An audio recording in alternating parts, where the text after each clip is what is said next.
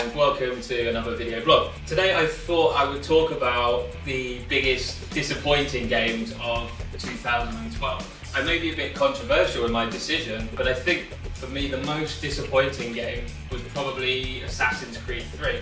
Now, I'm quite a big fan of the series. The first game was amazing when it came out, but it had problems. The second one was fantastic. At the time, graphics were amazing, the level design was fantastic, and the setting of Venice was really good. It suited the game perfectly. Now Assassin's Creed 3 is out. I think as it rounds off the trilogy, the expectations for it to be amazing as well were really high.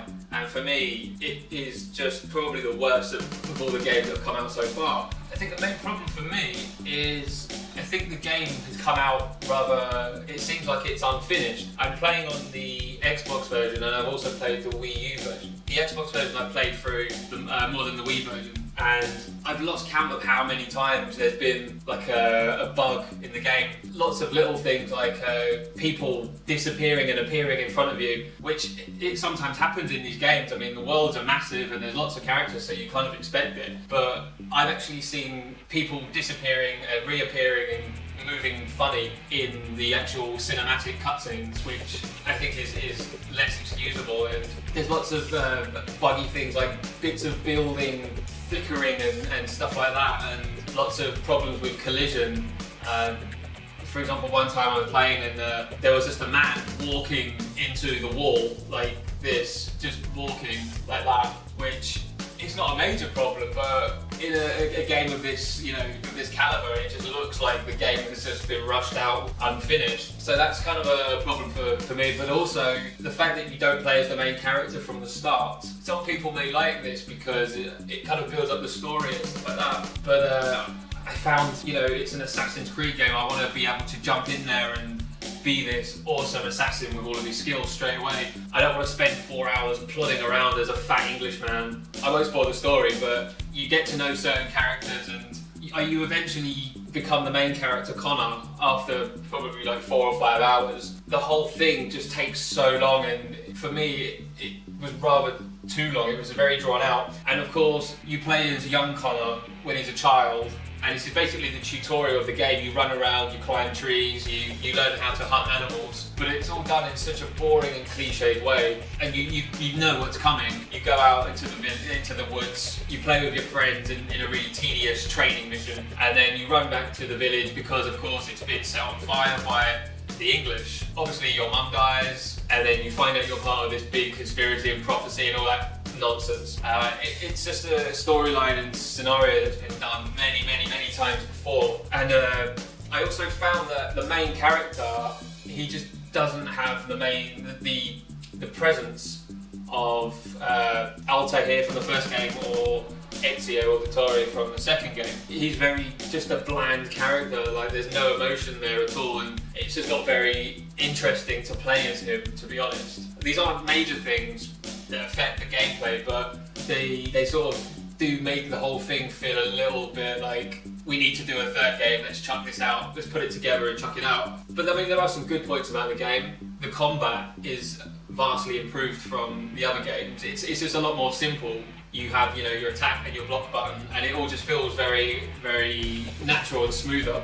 But of course, because it's set in a more modern setting, which is the American Revolution, a lot of your enemies have rifles and pistols, so a lot of the time you'll be running around the rooftops and you'll get shot quite a lot. And I lost a few lives trying to find where the shot was coming from and things like that, kind of annoying. Another addition which I thought was going to be really good is the naval combat. And the first level where you try out the ship is really good fun. You basically sort of circle an enemy and you learn the controls of how to fire your cannons, the broadside cannons of the ship, and that kind of stuff's really good.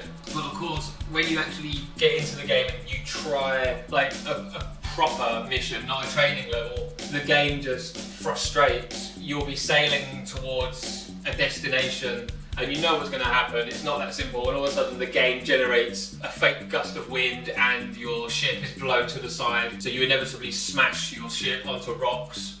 And the controls are rather clunky in moving the ship. It's very slow, probably like a real ship would be to control, but it just frustrates because you spend a lot of your time stuck on the rocks while you're getting shot and stuff like that, and the game kind of heightens the difficulty when you actually start real missions. There was one mission in particular where I had to follow these two guys while they were talking, and it was in like an enemy compound, so you have to sort of stay on rooftops or hide in bushes and stuff like that. But I found it incredibly frustrating because you would get spotted by guards from far away in guard towers and stuff like that. So you have to approach the level in a certain way. For this particular level, I got seen by a guard and had to run and hide, but unfortunately I fell off the edge of the compound and fell down about 150 foot into some water. So I swam around for about 3 minutes, and basically there was no way to get out of the sea, of the water. So I had to swim all the way back and search for a way to get out of the water.